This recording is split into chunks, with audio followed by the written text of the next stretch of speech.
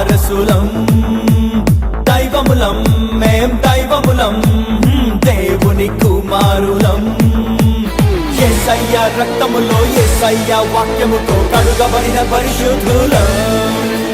యేసయ్య రూపములో యేసయ్య పోలికగా మార్చబడిన పరిచారకులం. క్రీస్తుతోని వారసులం, క్రీస్తు చేసిన దైవములం, క్రీస్తులో